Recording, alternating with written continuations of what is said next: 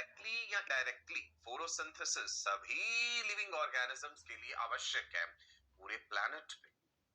Photosynthesis की प्रक्रिया ही तो है जिसके जरिए सूर्य की रोशनी पूरी सृष्टि का पोषण कर रही है। Organic compounds like glucose, they are synthesized during this process. Okay? Now, the question is, plants में photosynthesis कहाँ पे होता है? Site of photosynthesis is chloroplast. Chloroplast कहाँ present है? चलिए एक leaf का structure zoom करके देखते हैं। Leaf के sectional view में आपने पढ़ा है कि epidermis होती है, there is upper layer, there is lower layer, and then you have mesophyll. Remember mesophyll cells? mesophyll cells जो हैं leaves के, वहां पे बहुत सारे क्लोरोप्लास्ट पाए जाते हैं। एक mesophyll cell में 20 से लेके 100 तक क्लोरोप्लास्ट हो सकते हैं। क्लोरोप्लास्ट डबल मेम्ब्रेन्ड ऑर्गेनल्स हैं। माइटोकॉन्ड्रिया भी तो डबल मेम्ब्रेन्ड है, power house of the cell. Chloroplast का ये आउटर मेम्ब्रेन है, ये inner membrane, right. And chloroplast के अंदर जो वो लिक्विड फिल्ड है, that is what is called as stroma. Stroma के अंदर ढेर सारे ग्रेना होते हैं। ग्रेना किससे बने हैं? थाइलेकॉइड से बने हैं। जैसे ये एक थाइलेकॉइड, ये दूसरा थाइलेकॉइड एक दूसरे के ऊपर सिक्कों की तरह पाइल जाते हैं, राइट। इंडिविजुअली क्या बोलना है इसे? इंडिविजुअली कहना है थाइलेकॉइड, और ढेर सारे थाइलेकॉइड मिल करके क्या बना रहे हैं? ये मिल करके बना रहे हैं ग्रेना, राइट। सो इसे थाइलेकॉइड की मेम्ब्रेन के अंदर फोटोसिस्टम्स प्रेजेंट है। नाउ फोटोसिंथेसिस के लिए पिगमेंट्स चाहिए। जो फोटोसिंथेसिस में पिगमेंट्स इन्वॉल्व हैं वो कहां प्रेजेंट हैं? The pigments are found in chloroplast, thylakoid की मेम्ब्रेन में। पिगमेंट्स दो प्रकार की हैं, chief pigment, accessory pigment. Chief pigment में chlorophyll a, which is blue green in its pure state।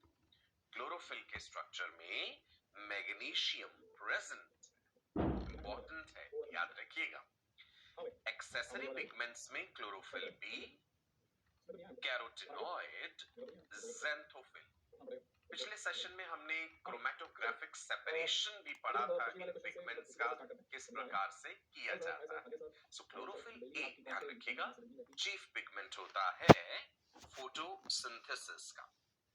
Now what is photosystem? Photosystem क्या है बेटा?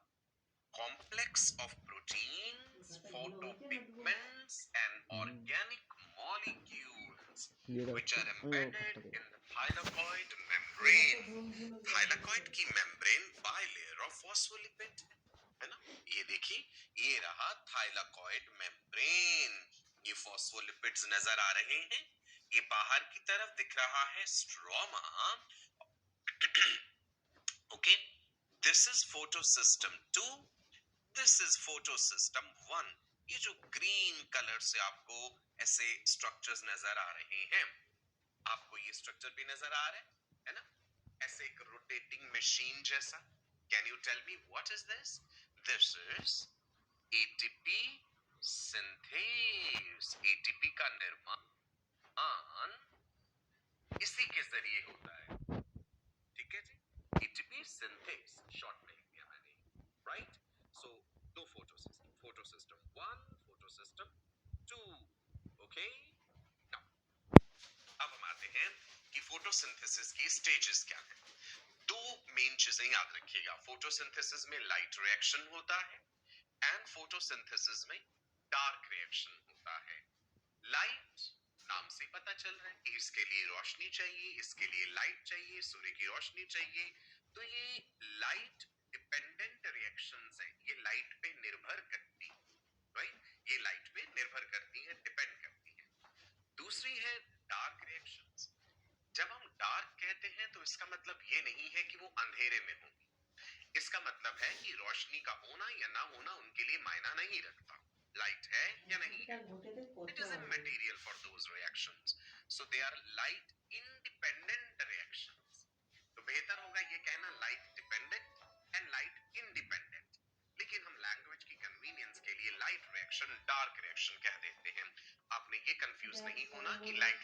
दिन বাদ में দাও, हो আমি নাই रही है, এখন, सूर्य की रोशनी আমি में, এখন নাই। डार्क रिएक्शन अंधेरे में हो रही है, ऐसा শোনো, नहीं। আমি এখন নাই, ठीक है দেখে जी। নাও, আমি এখন लाइट নাই, रिएक्शन मींस আমি নাই लाइट এখন, रिक्वायर्ड। डार्क ও এখন रिएक्शन ঘুমিয়ে मींस গেছে। presence or absence of light does not matter। না না, तो ঘুমিয়ে लाइट গেছে। है वो तब भी हो रही है, लाइट नहीं है तो वो तब भी हो रही है। होता क्या है कि लाइट रिएक्शन जब हुई और जो भी चीजें बनी लाइट रिएक्शन में, NADPH बना, रिड्यूसिंग पावर है जो, ATP बना, उन प्रोडक्ट्स का लाइट रिएक्शन में जो प्रोडक्ट्स बने हैं उनका इस्तेमाल होगा डार्क रिएक्शन के प्रोडक्ट्स बनाने के लिए। डार्क रिएक्शंस में ग्लूकोज का निर्माण होना है। सो वो ATP एंड NADPH जो लाइट रिएक्शन के समय बने हैं उनका इस्तेमाल होगा डार्क रिएक्शन में। ठीक है जी, राइट। सो लाइट रिएक्शंस कहाँ हो रही है? Light reaction occurring in grana. Grana अभी पढ़ा ना, थाइलाकॉइड मेम्ब्रेन, याद है? ढेर सारी थाइलाकॉइड्स पाइल्ड अप और ग्रेना बना। Light reaction require the direct energy of light to make energy carrier molecules that are used in the dark reaction। ATP, NADPH ये इस्तेमाल होंगे dark reaction में। Now, two types of pathway operate in light reaction। अब हम पढ़ेंगे कि light reaction में कौन से दो pathway हो रहे हैं। Cyclic photophosphorilation, non cyclic photophosphorylation. देखो इतना बड़ा वर्ड है, डरना नहीं है। Photophosphorylation, photo means light, phosphorylation मतलब कहीं फॉस्फेट ऐड हो रहा है, फॉस्फेट का इन्वॉल्वमेंट है, ATP का निर्माण हो रहा है। साइक्लिक तरीके से हो रहा है या नॉन साइक्लिक तरीके से हो रहा है वो अभी हम देखेंगे। सो फोटोफॉस्फोरिलेशन शब्द का अर्थ समझ गया? ठीक है जी।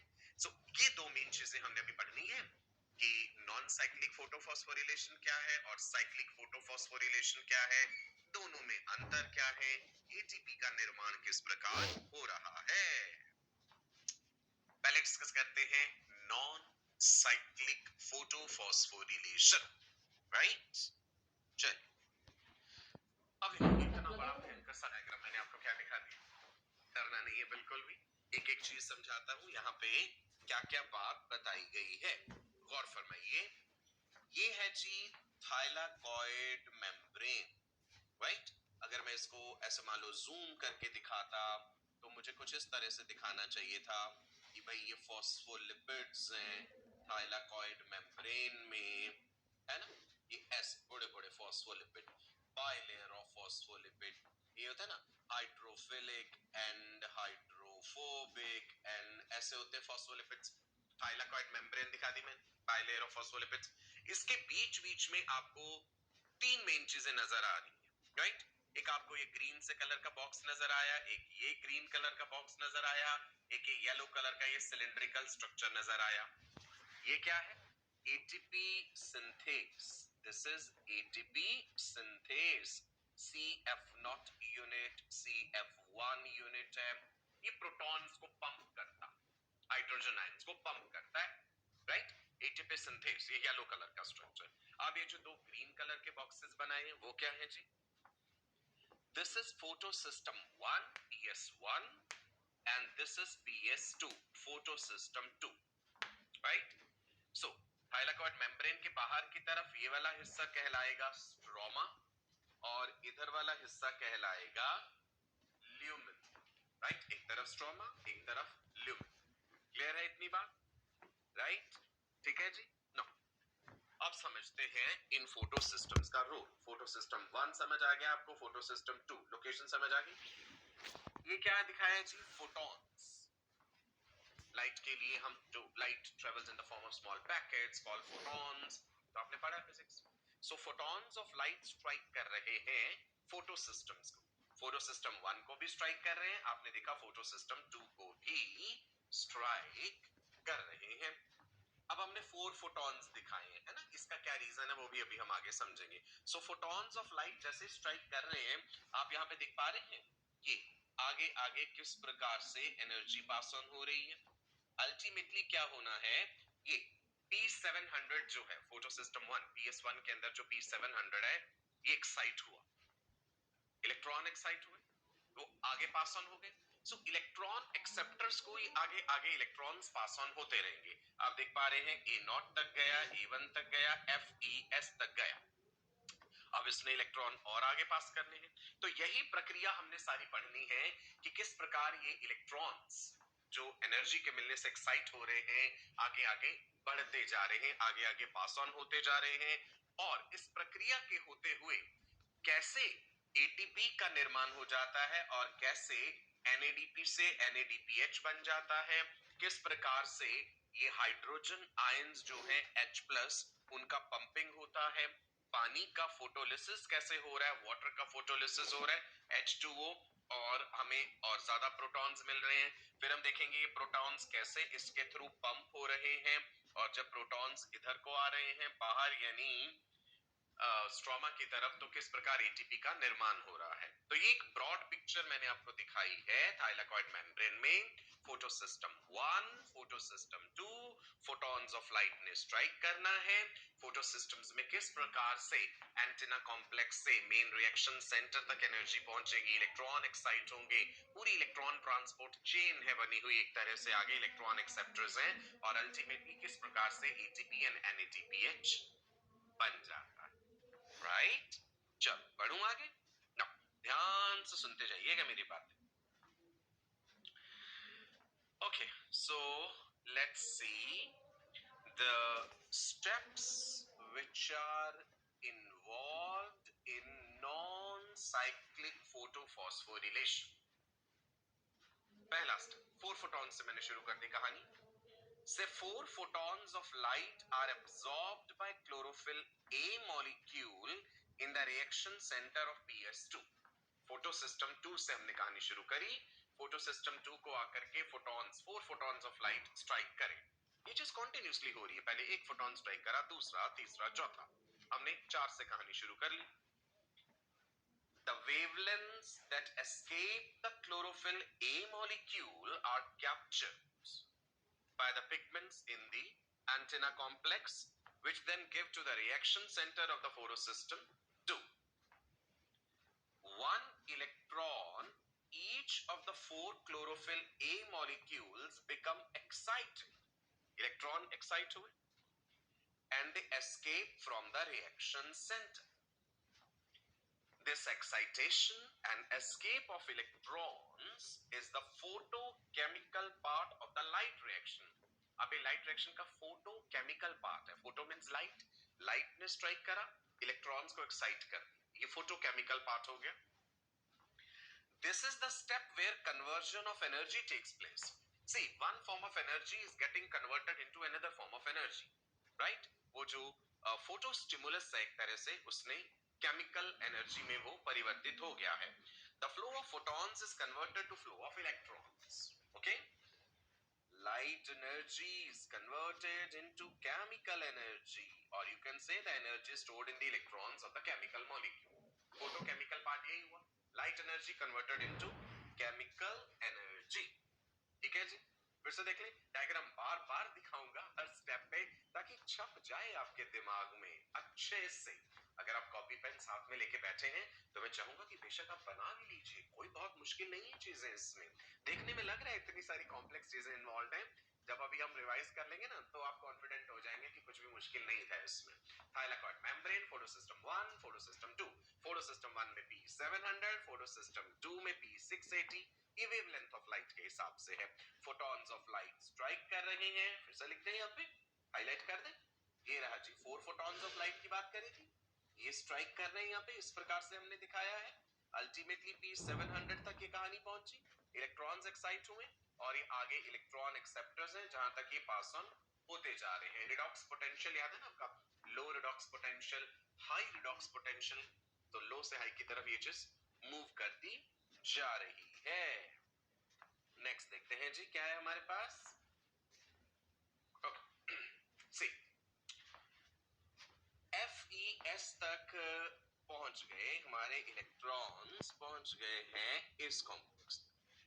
इसने किसको दिए हैं आगे, can you see this FD लिखा था यहाँ पे, what is this FD? The FD refers to ferredoxin.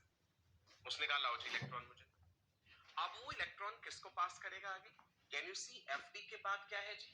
This is FNR. After ferredoxin there is FNR, right? Enzyme complex. वहां तक गए इलेक्ट्रॉन. जब इलेक्ट्रॉन वहां पे पास हो रहे हैं, सो यहीं पे साथ में एक प्रक्रिया देखिए, NADP NADPH में परिवर्तित हो रहा है. NADP is getting converted to NADPH. Okay. Now इसी प्रकार ये कॉन्टिन्यूसली चीज चलती रहेगी. अब सवाल ये होता है कि भाई जब P700 के इलेक्ट्रॉन्स आगे जा रहे हैं एक्साइट होके, तो फिर वो कहेगा कि भाई मेरे तो इलेक्ट्रॉन्स खत्म हो गए, मुझे इलेक्ट्रॉन्स कहां से मिलेंगे? और अब आप गौर कीजिए, can you see this thing? PC प्लास्टोसाइन, ये कहेगा मैं तुम्हें इलेक्ट्रॉन्स दूं. इसके पास इलेक्ट्रॉन्स कहां से आए? इस PC के पास इलेक्ट्रॉन्स कहां से आए? तो अब कहानी को जरा थोड़ा सा पीछे ले जाते हैं. फोटो सिस्टम 1 के बारे में वैज्ञानिकों ने स्टडी कर लिया और देखा कि भाई जैसे ही फोटॉन्स ऑफ लाइट स्ट्राइक कर रहे हैं, P700 के इलेक्ट्रॉन एक्साइट होकर आगे आगे इस पूरी चेन में पास होते जा रहे हैं. द क्वेश्चन इज कि ऐसे तो P700 के इलेक्ट्रॉन्स खत्म हो जाएंगे. वो कहेंगे मुझे मेरे इलेक्ट्रॉन्स दो. उसे कौन दे रहे हैं? उसे देने वाला है प्लास्टोसाइन PC. तो अब हमें समझना होगा ये कंप्लीट फोटो सिस्टम 2 PS2. तो पहले PS1 हमने समझ लिया था, अब PS2 का रोल क्या है देखो. यहाँ पे भी सेम स्टोरी हो रही है. फोटॉन्स ऑफ लाइट स्ट्राइक कर रहे हैं और ये जो एनर्जी है, लाइट एनर्जी, ये अल्टीमेटली यहाँ भी केमिकल एनर्जी में कन्वर्ट हो जाएगी. अब फोटो सिस्टम 2 में P680 है. P680 इलेक्ट्रॉन एक्साइट हुए, राइट?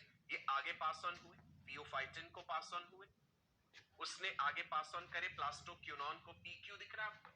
प्लास्टोक्यूनॉन, ठीक है. चलो इस चीज को मैं फिर से बताता हूं थ्योरेटिकली. इधर देखते हैं जी. See, let's start from here. P680 becomes P680 plus after losing an electron and is also a very strong oxidizing agent. It means it can attract electrons from any donor molecule which happen to be near them. P680 ने electron तो आगे दे दिए. अब कहानी यहाँ पे twist है. इस P680 को फिर इलेक्ट्रॉन कहां से मिलेंगे? वहां पे पानी का रोल आएगा, वाटर का.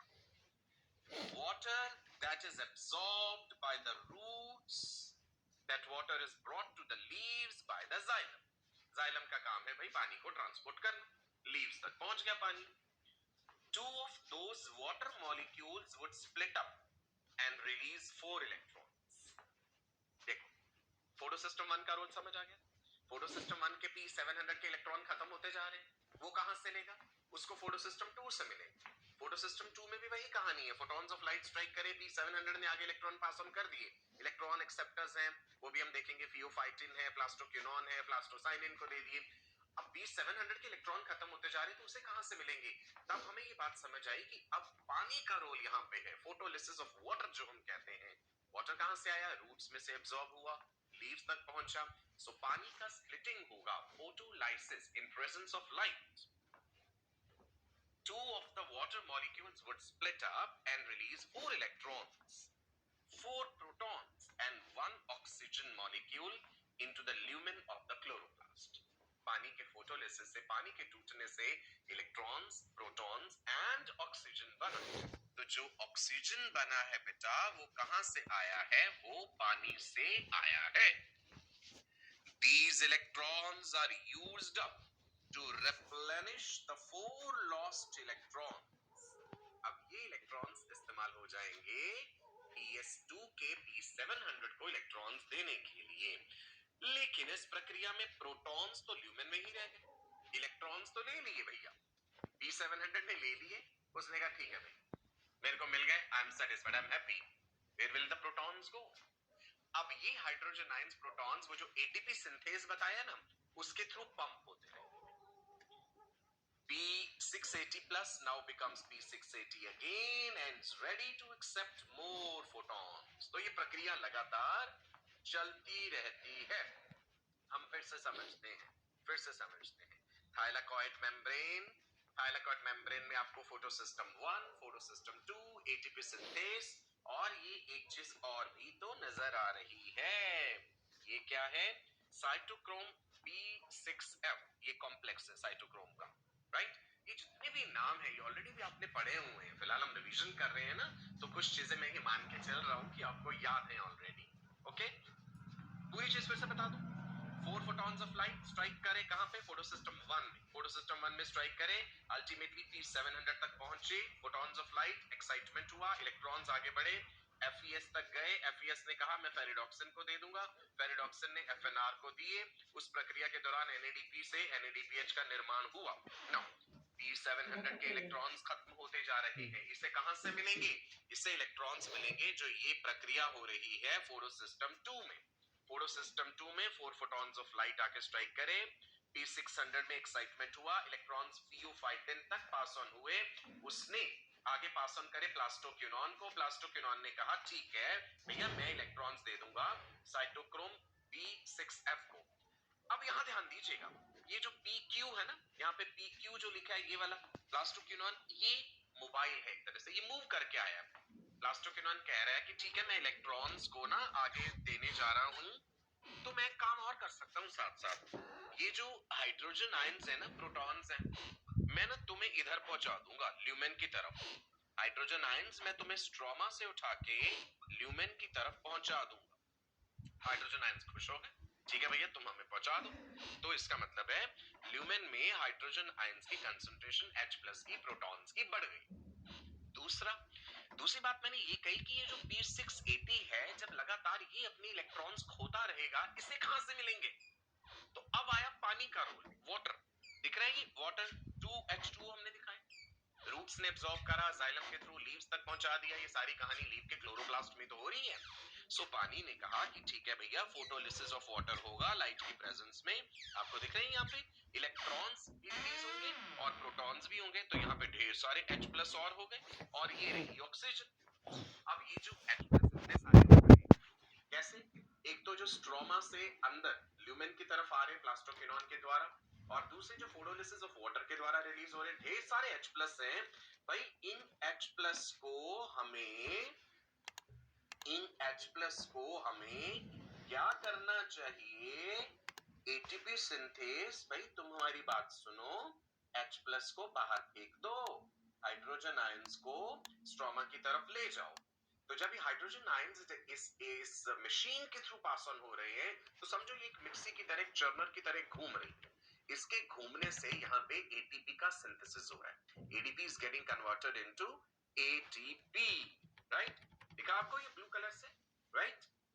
हाइड्रोजन आयंस पंप हो गए, हाइड्रोजन आयंस पंप हो गए। So now see ADP plus phosphate is giving you ATP। समझ आ गई पूरी कहानी, है ना? ग्रेट, फिर से रिवाइज करा दूंगा, टेंशन नहीं लेनी बिल्कुल भी। ओके, सो हमने नॉन साइक्लिक फोटोफॉस्फोरिलेशन के स्टेप्स देखे, मैं एक बार फिर से पढ़ देता हूं। The high energy electron that had jumped out of the chlorophyll center of the excited P680. It is captured by electron acceptor inside the PS2 called pheophytin. P680 से pheophytin तक गए। Pheophytin को जब इलेक्ट्रॉन मिला, it becomes negatively charged and now it is a reducing agent. Its reduction potential decreases and it has a tendency to lose electrons. Pheophytin ने कहा मुझे मिले इलेक्ट्रॉन, भाई मैं ये इलेक्ट्रॉन आगे दे दूंगा successive mobile pigment molecule plastoquinone को। तो देखते जाओ कैसे कैसे हुई ये कहानी। P680 से कहां पे गए? P680 से फियोफाइटिन, राइट? फियोफाइटिन से प्लास्टोक्यूनॉन, फियोफाइटिन प्लास्टोक्यूनॉन मोबाइल है, प्लास्टोक्यूनॉन मोबाइल है। जब इलेक्ट्रॉन को आगे छोड़ने गया था तो साथ में किसको ले गया? H+ को भी ले गया। Plastoquinone carries electrons between PS2 and the cytochrome B6F. Plastoquinone ने आगे पहुंचा दिए किसको? साइटोक्रोम B6F कॉम्प्लेक्स है ये, साइटोक्रोम B6F कॉम्प्लेक्स, याद है डायग्राम में देखा था अभी, ठीक है जी, राइट? और उसने किसको दे दिया आगे, कैन यू सी, ये साइटोक्रोम B6F, ये पूरा पाथवे याद रखना है आपको, साइटोक्रोम B6F, इसने आगे किसको दिए थे, इधर देख सकते हैं आप, PC प्लास्टोसाइनिन, और PC ने किसको दे दिए, P700। हम यहीं से तो कहानी शुरू करे थे कि भाई PS1 एक्साइट हुआ, P700 के इलेक्ट्रॉन चले गए, वो रोने लग गया, भाई मेरे इलेक्ट्रॉन्स कहां से गए, तो फोटोसिस्टम 2 ने कहा चिंता नहीं करो, मैं भेज रहा हूं तुम्हारे लिए इलेक्ट्रॉन, तुम्हारे पास जो फोटॉन्स वाली प्रोसेस हो रही है ना, वो मेरे पास भी हो रही है, लेकिन मुझे चिंता नहीं है। PS2 ने कहा मुझे चिंता नहीं है, मेरे को पानी दे देगा इलेक्ट्रॉन्स, वाटर का फोटोलिसिस होगा, मुझे वहां से मिल जाएंगी, मैं तुम्हें इलेक्ट्रॉन्स आगे भेजता जाऊंगा, तो तुम अपना काम करते रहो आराम से। यू गॉट इट, ठीक है जी। सो नॉन साइक्लिक फोटोफॉस्फोरिलेशन अभी हमने जाना, ओके राइट। आई होप समझ आ रही है चीजें। ये देख लो साथ में हाइड्रोजन आयन का पंपिंग, दोबारा से दिखाऊं, ये देखना, इन हाइड्रोजन आयंस पे फोकस करना, और नेक्स्ट देखिएगा ब्लू कलर के एरो दिख रहे, और उस एटीपी सिंथेसिस के थ्रू हाइड्रोजन बाहर की तरफ पंप हो रहे हैं, और साथ के साथ एडीपी प्लस फॉस्फेट एटीपी बन रहा है, एडिनोसिन ट्राइफॉस्फेट, तभी तो फॉस्फोरिलेशन कहा, ये फॉस्फोरिलेशन की प्रक्रिया ही तो थी, ठीक है जी। साइटोक्रोम B6F के बारे में आगे देखते हैं, it transfers the electrons to the next electron acceptor with a higher reduction potential, and the next one is a blue colored protein called plastocyanin। पहले क्या था, फियोफाइटिन, प्लास्टोक्यूनॉन, साइटोक्रोम B6F, और अब आ गया प्लास्टोसायनिन। In this process, it pumps the protons from the stroma into the thylakoid lumen, right? Plastocyanin is a carrier molecule which transports electrons between cytochrome B6F complex and PS1. This part is important. PS1 ही तो बेचारा परेशान हो रहा था, उसको नहीं मिल रहे थे इलेक्ट्रॉन्स, राइट? तो वो किसने पहुंचाए, प्लास्टोसाइनिन ने। किससे लेके पहुंचाए, साइटोक्रोम B6F कॉम्प्लेक्स से लिए और PS1 को दे दिए कि भाई तुम खुश हो जाओ, तुम्हें तुम्हारे इलेक्ट्रॉन्स मिल गए ना। अब एक चीज समझते हैं, Z scheme और the Z scheme। Z scheme क्या है, due to movement of electrons from lower to higher reduction potential, electrons का ये जो आगे आगे बढ़ना है, ये lower to higher reduction potential की तरफ है। अब एक चीज का गौर फरमाइए, यहाँ पे एक ग्राफ प्लॉट करते हैं, चलो ये वाली एक्सिस जो है इस पे ले लेते हैं हम रिडॉक्स पोटेंशियल, और इस एक्सिस पे हम दिखा रहे हैं इधर फोटोसिस्टम 2 में क्या हो रहा है, फोटोसिस्टम 1 में क्या हो रहा है, समझना एक बार जरा। देखो जी, ये क्या है, वाटर का फोटोलिसिस, ऑक्सीजन रिलीज हो रही है, और इसमें 2 हाइड्रोजन आयंस, इसमें 4 हाइड्रोजन आयंस एंड 4 इलेक्ट्रॉन्स मिल रहे हैं आपको। देखिए, लाइट ने स्ट्राइक करा P680, P680 पे स्ट्राइक हुआ, तो आप देखो यहां पे रिडॉक्स पोटेंशियल देखते हैं ना। अब हमने दिखाया कि भाई P680 एक्साइट हो गए, P680 एक्साइट हुआ है, आगे इलेक्ट्रॉन्स गए फियोफाइटिन के पास, plastoquinone, cytochrome B6F, plastocyanin, P700, lower higher, ऐसे जा रहे हैं, तो ये ऐसे Z बन रहे हैं। वैसे आप कहेंगे कि सर ये तो एक्चुअल देखें तो ये N जैसी शेप लग रही है, लेकिन बिगिनिंग में जब इसे स्टडी किया गया तो एक Z की उन्होंने अल्फाबेट की शेप इमेजिन करी, तो इसलिए Z स्कीम नाम रखा। फिर P700 भी एक्साइटेड है, बिल्कुल है। P700 से आगे electron acceptors A0, A1, FES, FD, FNR। So this is what is called the Z scheme. This is important, Z scheme भी कहते हैं। क्लियर है जी, राइट? दोबारा से रिवाइज करने की जरूरत तो नहीं है, फिर से चाहोगे तो फिर से बोल देता हूं, देख लो। PS1 जिसने पहले से 4 फोटॉन्स एब्सॉर्ब करे थे, it resulted in excitation of electrons which are eventually accepted, which eventually escape from the reaction center। So P700 के पास 4 इलेक्ट्रॉन कम हो गए जो उसे प्लास्टोसाइनिन से मिले, और P700 के इलेक्ट्रॉन्स कहां जा रहे हैं, A0। A0 is a modified chlorophyll molecule। Further electron acceptors की बात कर रहा हूं, This A naught passes on the electron to the next molecule with a higher reduction potential, which is A1. A1 is also called phyloquinone. Okay? फिर से diagram आपके सामने, पूरी चीज दिमाग में छप जानी चाहिए। ये पूरा पाथवे, PS1 का रोल, PS2 का रोल, किस प्रकार से हाइड्रोजन आयंस पंप हो रहे हैं और किस प्रकार से एटीपी का सिंथेसिस हो रहा है। फाइलोक्यूनॉन से इलेक्ट्रॉन्स गए FeS. From the FeS center, electron is taken by a small water-soluble FeS carrier protein called ferredoxin. Ferredoxin goes and binds to ferredoxin NADP reductase. Ferredoxin goes and binds to ferredoxin NADP reductase, which is FNR protein. Ferredoxin के बाद FNR लिखा था, that FNR is ferredoxin NADP reductase protein. FNR protein gets reduced and catalyzes the transfer of electrons from reduced ferredoxin to NADP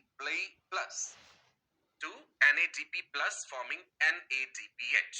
अभी मैंने आपको दिखाया ना कैसे NADPH का निर्माण हो रहा है। Is it clear? Non-cyclic photophosphorilation clear हुआ, right? Photosystem 1 का रोल, photosystem 2 का रोल, ATP synthase का role.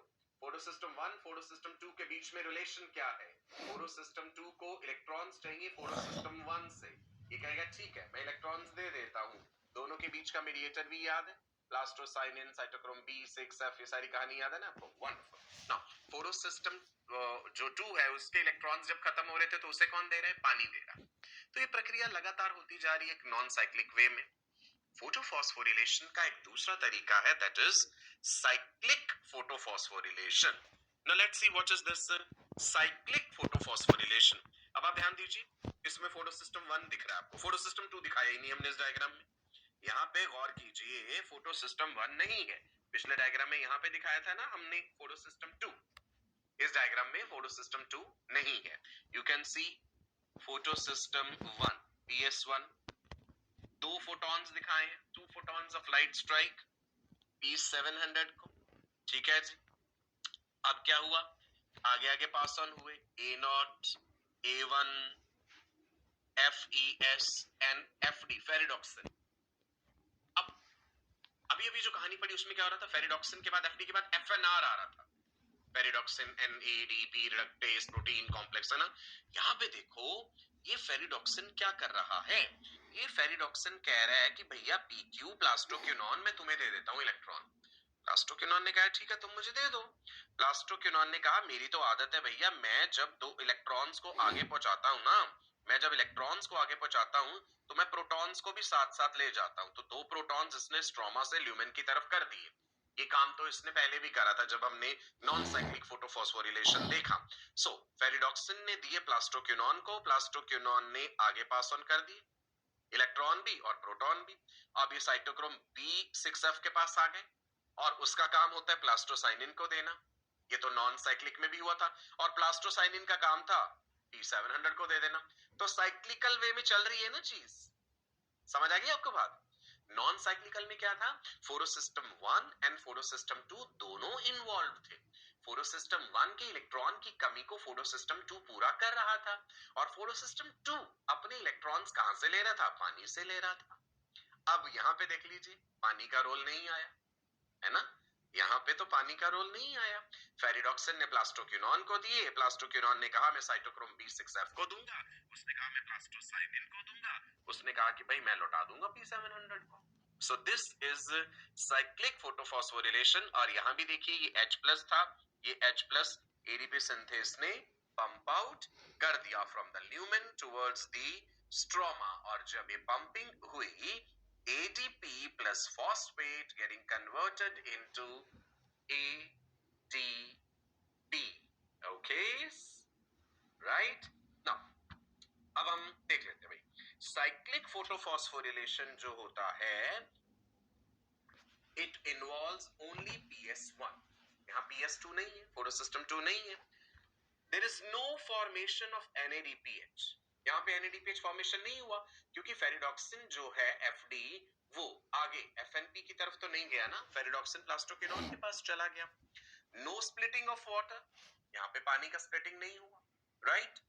The electrons move within the photosystem 1 and then to cytochrome B6F and then back to PS1. तो घूम फिर के फिर वहीं आ गए बेचारे। Plants they prefer cyclic photophosphorylation when it requires more ATP. जब ज्यादा ATP की आवश्यकता है क्योंकि इसमें ATP का निर्माण हो रहा है, तब ये प्रक्रिया होती है, that is cyclic photophosphorylation, right? जैसे हमने पहले Z स्कीम देखी थी नॉन साइक्लिक के लिए, अब जरा साइक्लिक में देखते हैं भाई साइक्लिक में क्या हो रहा है।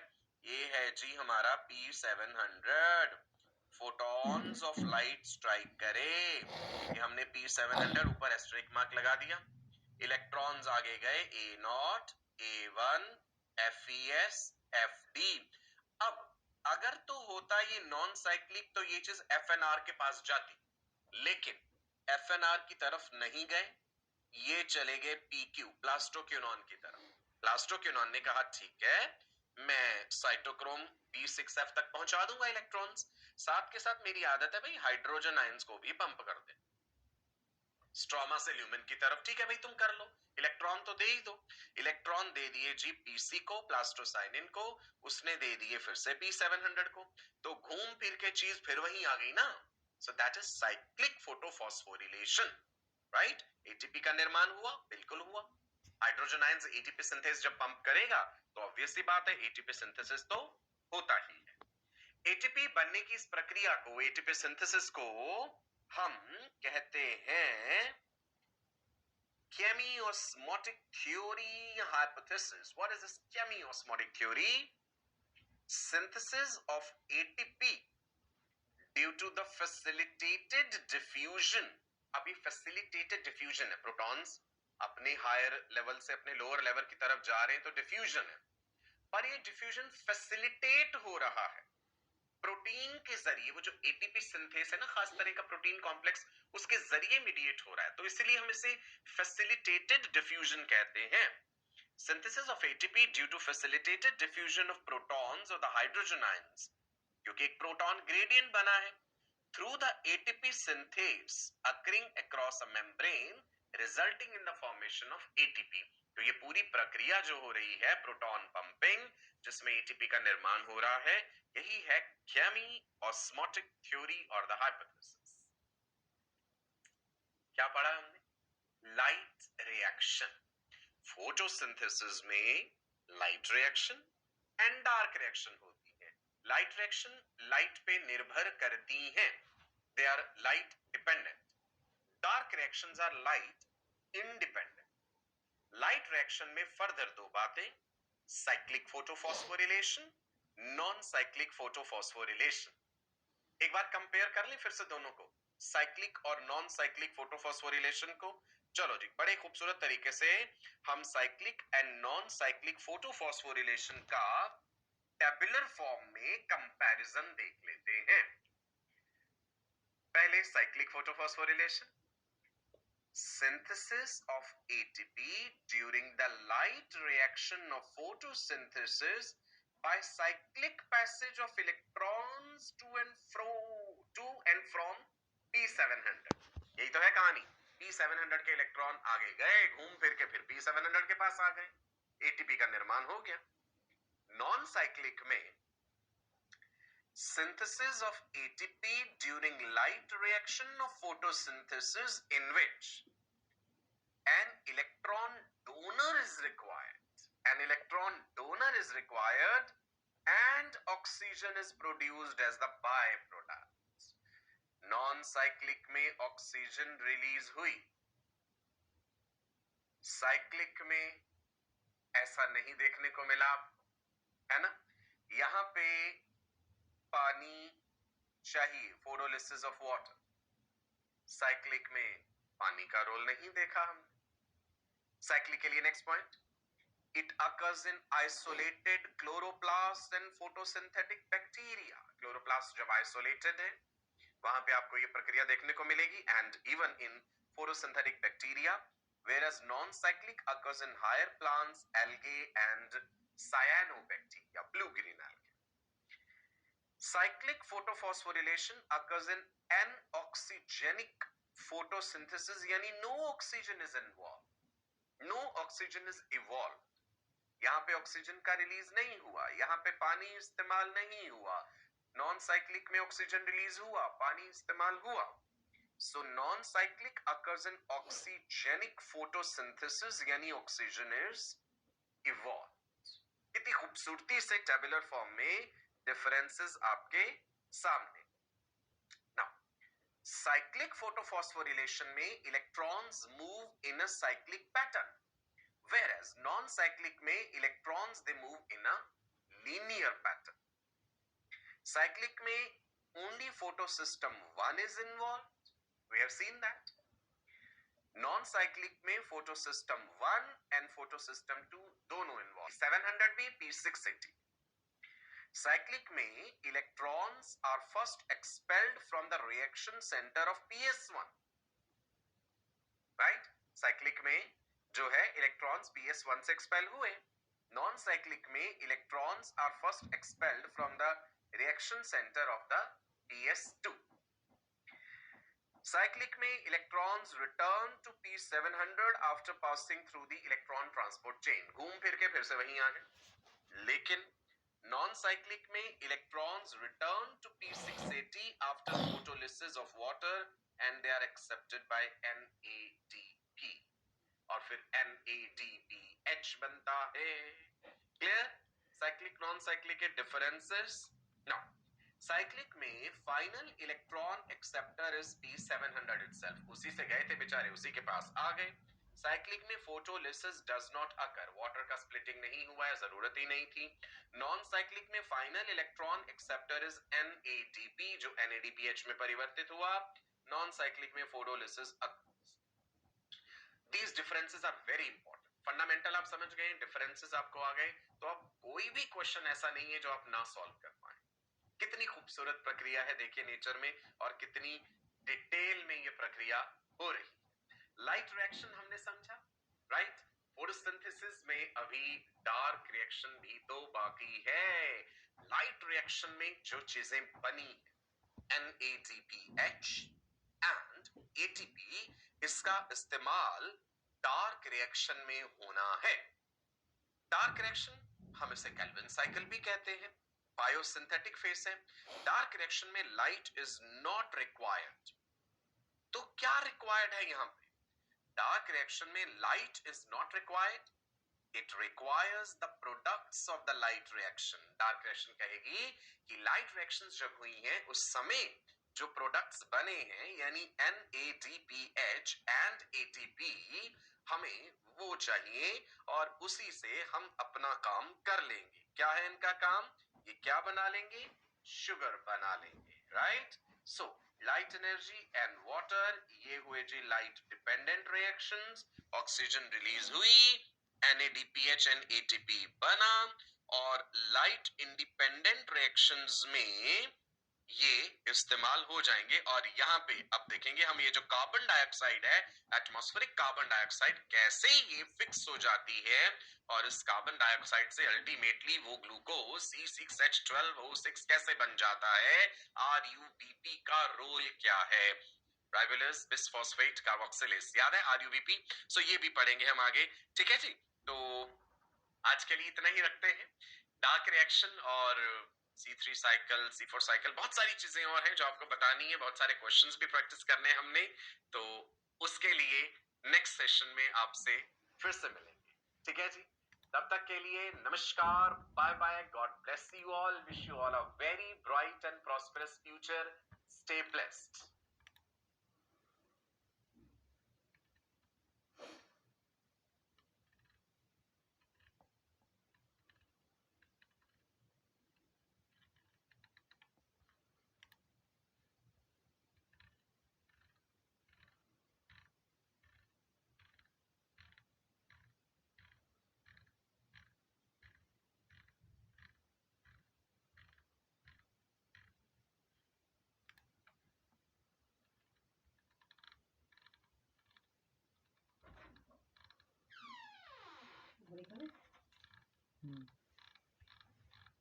কি হলো খাবো তুমি এখানটা ওষুধ নিয়েছিলে আমি ভিডিওটা দেখতে পাচ্ছি কেমন করে লিখছি না বিরাট কিছু দেখায়নি ভিডিওটা করা ছিল না এখনো হচ্ছে তাহলে কিছু দিয়ে দিলে তো ধরা পড়ে যেত হুম বুঝতে পারবো বলি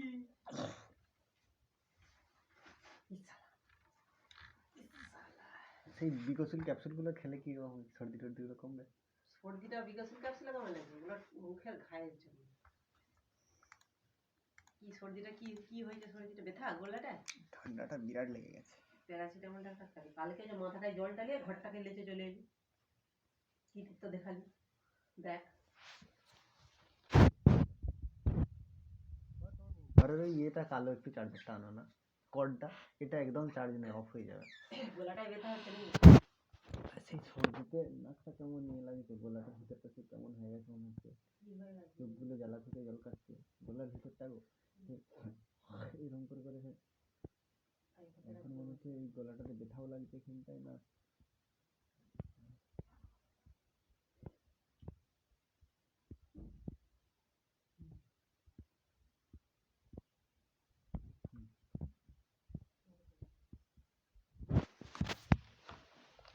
ঢুকলে তো 12 বছর ধরে হাগবি জানেন ঠান্ডা কালকে পায়খানা করে কি পেটটা পুরো খালি হয়ে গেছে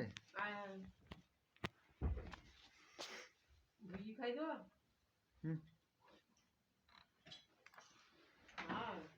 যাচ্ছি দাঁড়া এখানে সিলেক্ট করছি ঘরগুলো দৈব দৈব ভাব লাগে না দৈব দৈব ভাব এখন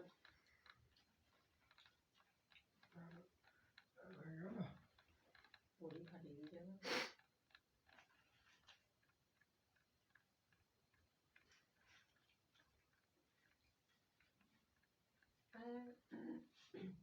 যাচ্ছি এখানে সিলেক্ট করছি সীমা দুটোর পর ঘর পেয়েছে তবু তার উপর এক গ্লাস জল তো নেই ওভাবে নেই পিসিমা করবে সেটাকে বক বক করছে এসে গাদা হলে সেটাকে শুধু বক বক করছে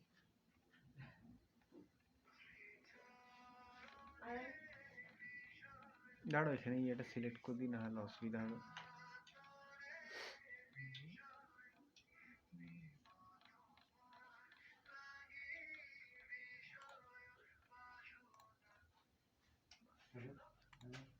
বলছি যে কটা গার্জেন যাবে মনে হচ্ছে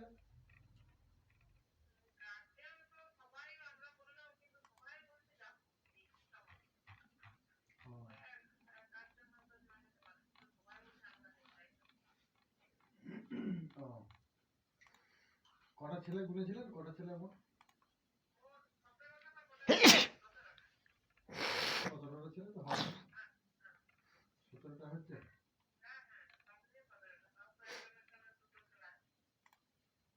দুটো ছেলে তো অনেক জনেরই আছে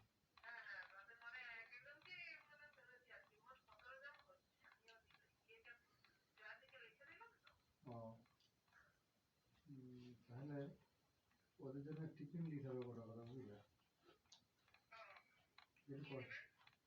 কলা পাকা পাউরুটি লাগে হ্যাঁ কালকে আপনি নিয়ে চলে যাবেন মাঠে ওই সেই বড় পাউরুটিগুলো যদি হয় সেই স্লাইস কাটাগুলো ওগুলো একটাতে ধরুন তিনজনের আর তিনজন হবে 4টে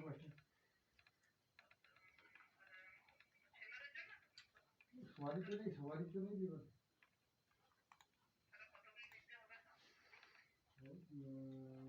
যেমন মোটামুটি 34-35টা যেমন হয়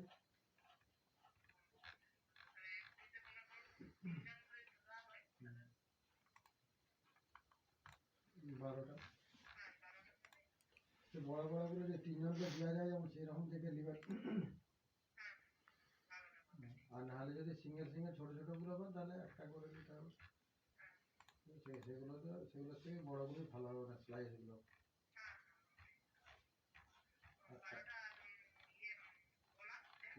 কলা পাকা 3 ডজন দিয়ে 36টা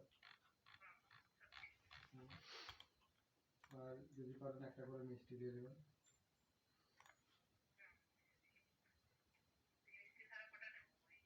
ওই 36টাই দিতে হবে।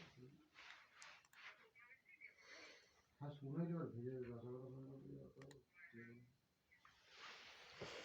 জলটা খাইয়ে দিই, তারপরে দুপুরে ভাত খাওয়া খেতে খাওয়া। তাহলে ওগুলো নিয়ে চলে যাবেন, মোটামুটি 9টার আগেই ঢুকার চেষ্টা করবেন। কারণ ওই সময় খাইয়ে দিয়ে তারপরে